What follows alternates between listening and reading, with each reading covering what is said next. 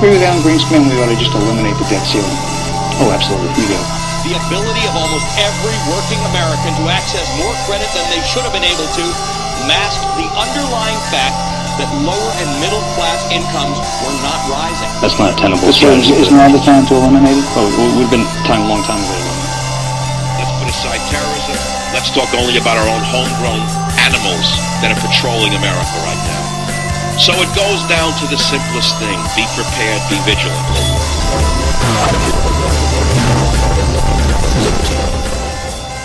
Well, it looks like Florida politicians have remained true to their word, and they have stepped foot onto the slippery slope. You know, if you didn't hear the story, a man had his gun seized. Nothing out of this world, nothing crazy, nothing wild. Handguns, Mossberg. And the guy sounds legitimately like a maniac. I mean, you read the article.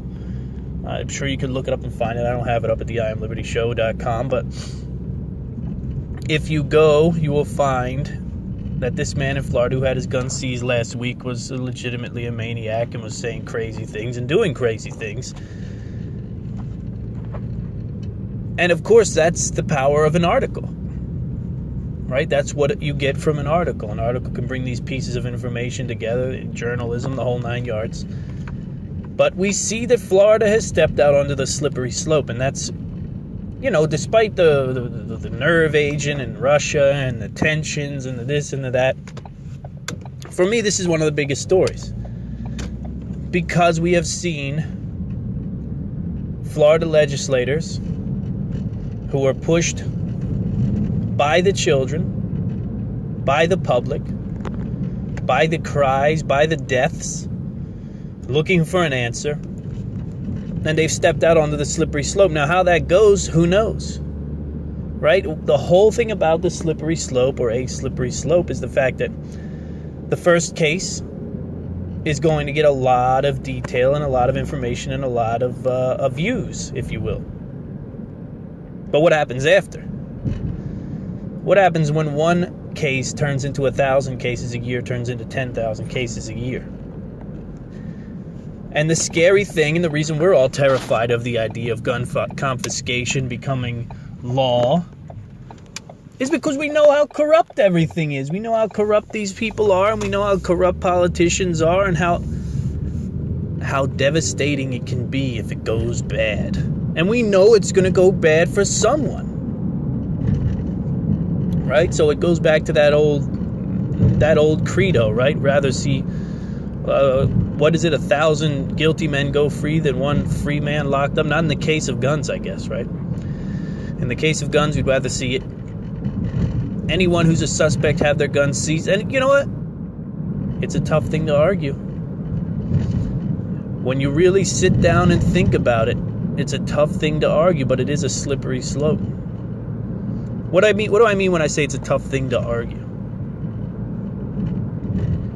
Well, personally, you want to see people lose guns if they're going to hurt people. And if you pull guns from 1,000 maniacs and 2 of those people weren't really maniacs and maybe they made enemies with the wrong people, what if you prevented hundreds of deaths? It's all hypothetical. But the big story for me is the fact that the Florida lawmakers have stepped out on the slippery slope of gun confiscation based on mental illness and that type of thing. Based on threat, really, that's what it is. It's based on a perceived threat, that's also scary, right? Based on a perceived threat. You look at my purchasing history, you look at the topics of my show, and guess what? Yeah, your host could wind up on a list of perceived threats probably pretty easily. You know, you look at tons of returning veterans. You look at a lot of people, depending on who wants to be, depending on who wants to be sort of the asshole, can really wind up putting people, if they have the power, onto these perceived threat lists. And that's what we all fear. I'm not saying that it's going to happen, but that's what we all fear, and that's what we all feel like could happen pretty easily. And how this slippery slope gets too slick, and it in turn affects the law-abiding citizens of America. That's what the whole crux of the gun confiscation issue is. It's not as complicated as people try to make it.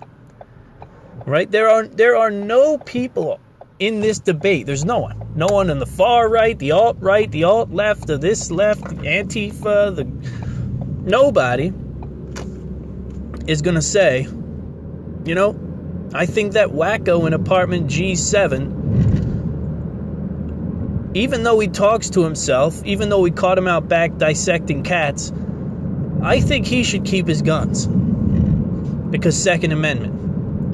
I don't think there's anybody like that on the planet right now. I think people are saying, look, if you're a maniac, we got to take your guns away. If you're on medications that are altering your mind, we got to take your guns away. If you are a threat because of your mental instability, we got to take your guns away. That's just the reality, you know? That's just the reality of what's going on here. And I'm fine with it.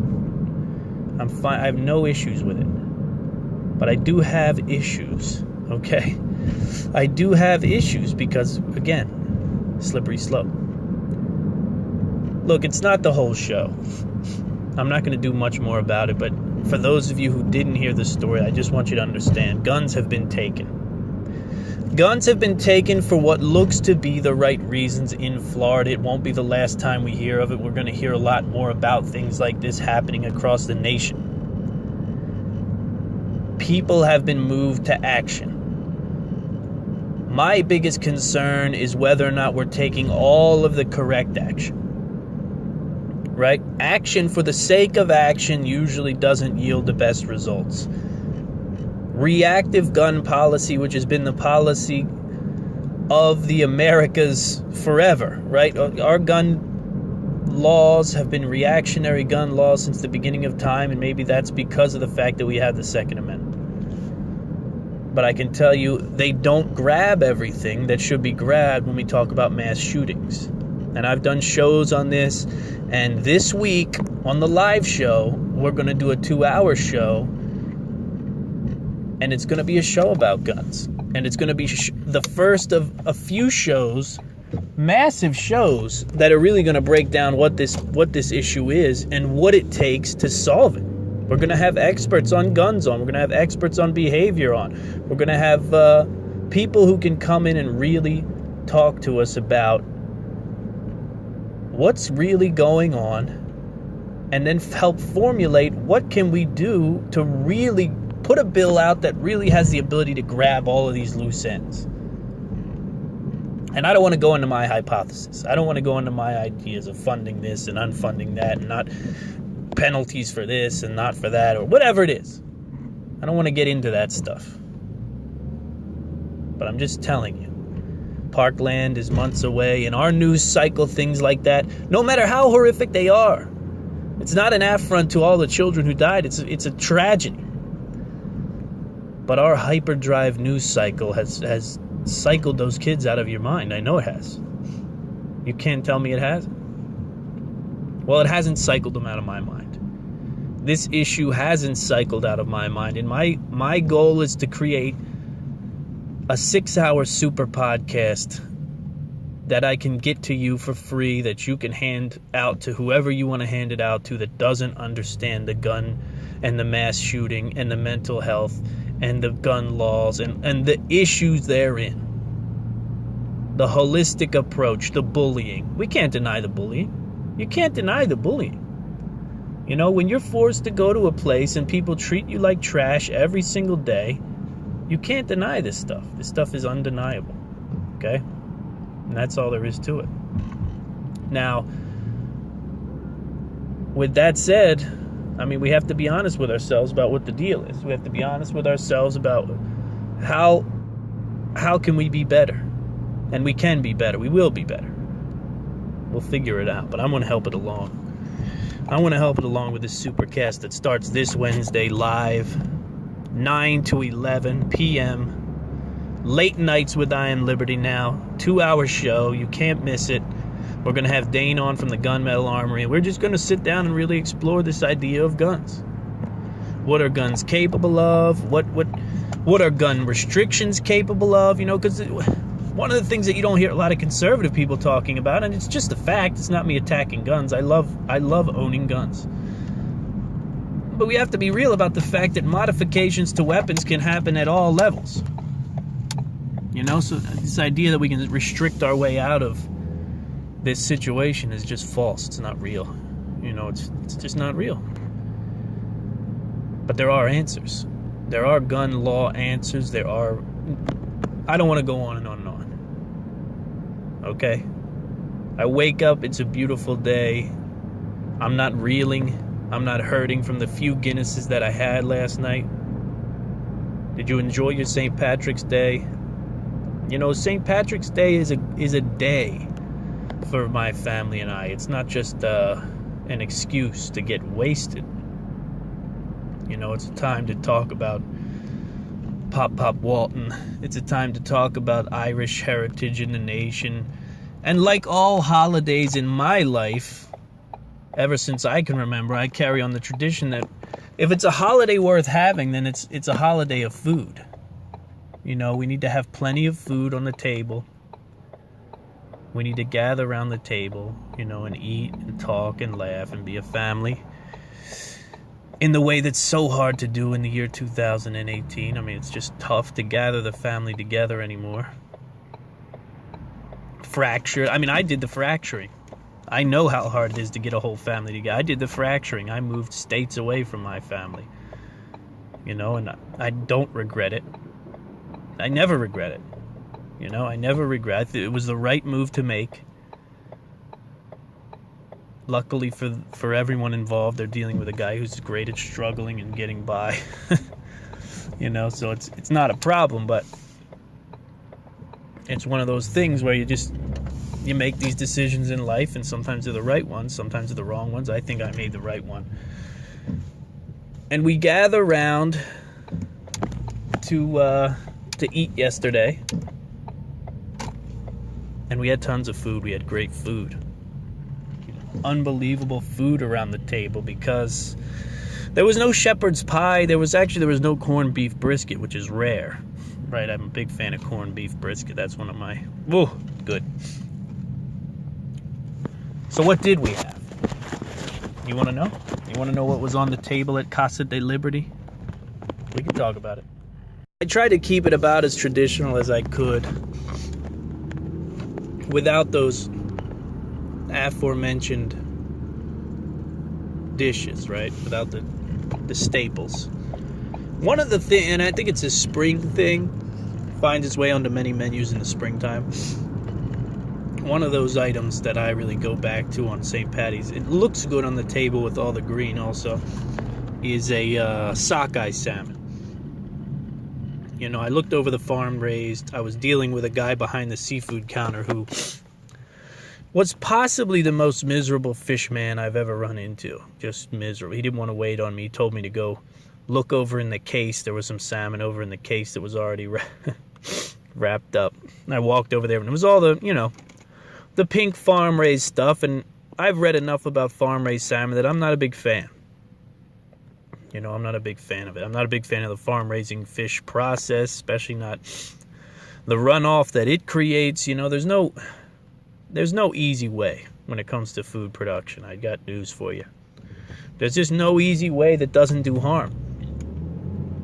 But they had a beautiful side of sockeye salmon, so I went back and I told Mr. Mustache and Beard that he needed to wrap me up a piece, and I showed him which piece I wanted. Now, I'm in luck because I was a chef for so many years. I used to fillet salmon for a long time. I used to take the skin off and portion it out and stuff like that. So I don't know. If you have experience in a thing, you know what that experience does for you in life. And the experience that I have with food allows me to look at food, and in a millisecond I can tell you what's good and what's bad. And it registers in the mind without me even thinking about it, You know that type of experience and how it works. If you are a fish person, you should definitely know how to look for quality fish. Now, in a fillet, it's tough, right? In a fillet, most of the time, the things that I'm looking for are, I don't want to see dried out flesh. I obviously don't want any kind of smell, and I don't want to see flesh that looks like it's been It's starting to lose its elasticity, or its ability to spring back. And you can see these things if you look at fish. But for me, there's just an experience there of looking at fish that's been too old, looking at super fresh fish that just came off of the truck, and knowing this is the difference. And look, I'm a fish guy, so when I have a beautiful side of sockeye salmon, I want to taste the fish. One thing I don't want to do is slather it in sriracha hot sauce or dump Guinness all over it and throw it in the oven. I like fish. If you don't like fish and you put all kinds of stuff on it to mask what it is, you bread it, you fry it, that whole thing. For me, it comes to a nice side of salmon. All I did yesterday, olive oil, salt, pepper. That's it. Olive oil, salt, pepper, put it on the grill. Skin side down, of course. Right, skin side down on a part of the grill that's pretty hot, but not the hottest part. I close the lid and I cook it till it's done. And I cook it until it's all the way done. I'm not one of these pink fish guys in it. I used to eat fish like that all the time, but I just don't trust any of it. After Fukushima, I got real crazy about raw fish and things like that. So that was sort of the main. Right? The other thing I did, I baked a big loaf of soda bread. Baked a big old loaf of soda bread, sans currants. Instead of currants, I put in raisins, right? The oranges, asked the buttermilk, the raisins. It came out great. Nice big loaf, came out great. We did some potato pancakes, some boxty. You might know it as boxty. But those potato pan, I've been eating those for a long time. That's some stuff my dad used to make in the morning sometimes for us, if we had leftover mashed potatoes. What else did we have? We had some vegetables, some raw vegetables around for the kids to chew on. And to be honest with you, I took a first crack at a dish called kolkanen, which is a mashed potato with leeks and cabbage in it. Sauteed leeks and cabbage first in butter. Nothing is better than watching leeks cooked down in butter. I just love that. That's one of my favorite things. I love to watch leeks just melt down into nothing in the butter. So we had our collection of good food, and to me that's what the holiday is all about. It's what every holiday is all about. Sitting down, eating, enjoying yourself. I cracked a few Guinness and I was less than pleased. I think the Guinness is changing. It doesn't taste the way it used to me anymore. I got it in a bottle. That might have been the problem. I don't know what it is. It's different. I don't know if it's because you have to be honest, right? On St. Patrick's Day, you want to drink Guinness, even though it's not made in Ireland anymore. I think Budweiser owns it or something like that. But you have to be honest with yourself and say, where Guinness used to hold a very sturdy place in my heart when it came to dark beer, when it came to stout in general, there are just so many good breweries in America now that are putting out these coffee stouts, these milk stouts, that they blow me away. They're so thick, they're so rich, right? They are so flavorful. They're unbelievable. They're unbelievable. And I'm going to be honest with you, I drank a Guinness with dinner. I drank a couple Guinness while making all the food. And the overwhelming thing in my mind was, man, I should have got the such and such a milk stout or whatever it is, whatever one was at the market.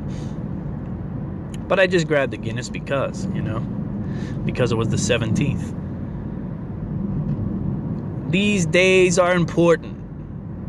Spring is upon us. Spring has sprung.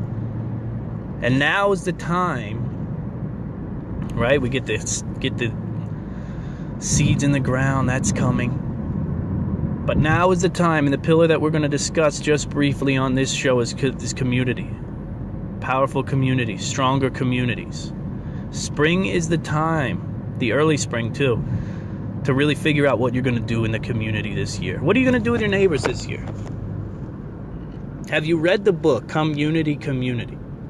Community, community. You have to read the book, all right? It's available at my website. It's available at Amazon.com.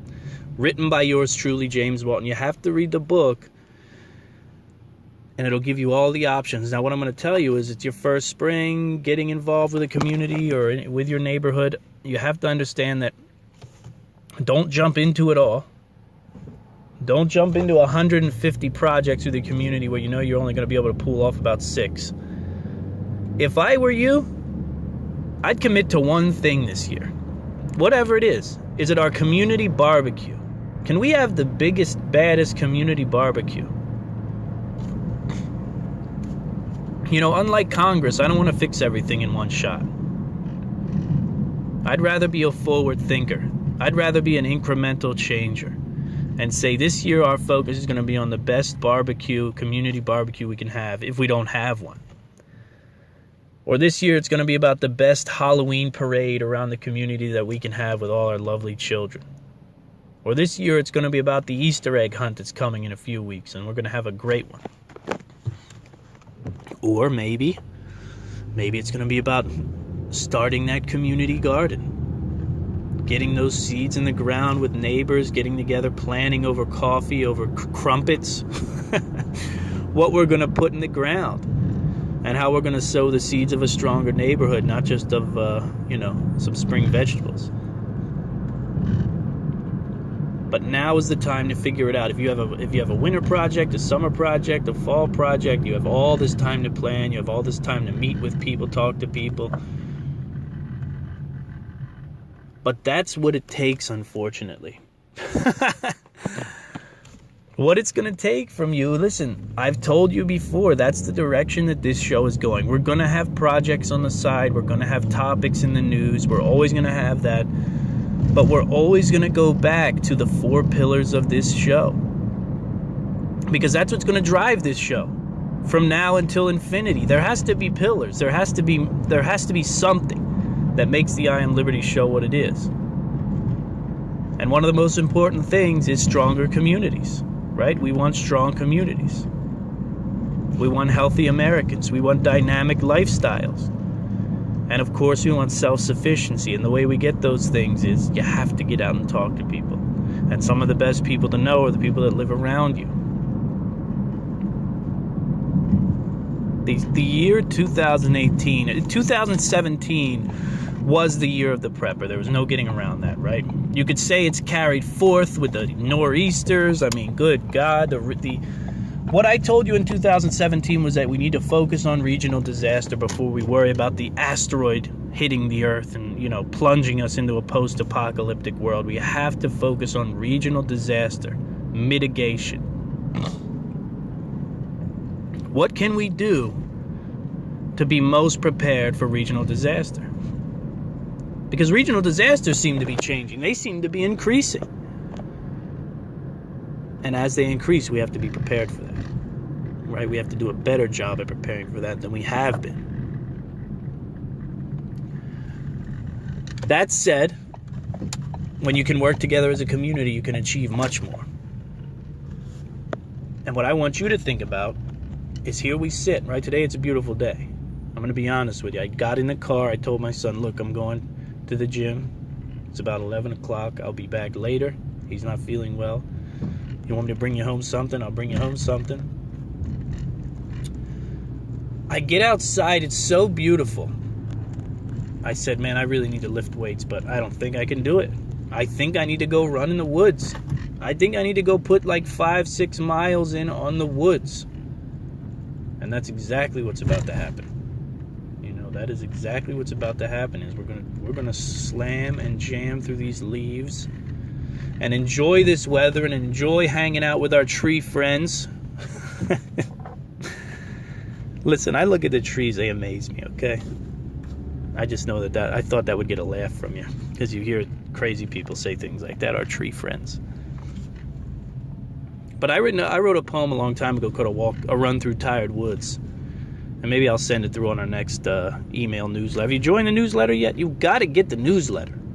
The newsletter is all the blogs, all the podcasts, the big news that has to do with I Am Liberty. I'm not sending you news stories, right? You know where to get them. You know where to get them. You know how to get them. The news that affects the I Am Liberty show. What's happening? What's coming? What's up and coming? Right? All that business. And on top of that, I also throw in great poetry. I also throw in fine art and sort of my thoughts on it. Dynamic lifestyle topics. You know what I mean? Things that we need to explore in our life. We don't have an option. There's no choice. There's no choice when it comes to a dynamic lifestyle. When it comes to appreciating nature, when it comes to appreciating things like fine art, when it comes to appreciating literature. You do not have a choice in the matter. You have to take advantage of it. You have to sit down and enjoy it, or else there'll be a vacuum in your life that you're going to try to fill with video games on your telephone, or you're going to try to fill with worthless sex. You're going to try to fill it with drugs. You're going to try to fill it with booze. That's the price that you pay. That's the price that you pay. So look, it's beautiful out. Go walk around the neighborhood. Figure out what it is you want to do with your spring, with your summer, with your fall, and what you're going to do to get to know more neighbors. All right, go to the I Am Liberty Show website, IamLibertyShow.com. Buy the book if you haven't bought it yet. Listen, it is the book, okay? You know, there's this people, oh, well, I wrote the book on that subject. I literally wrote the book on the subject of community cohesion, okay? Bringing a community together, bringing a neighborhood together. I did it through things that I have achieved in my own life, in real life, and I did it through things that I hypothesize will work. And I did that through looking at other neighborhoods, looking at other people that I know and how those things work out. So, listen, those are your marching orders. All right, let's make it a better world here. We've got the power.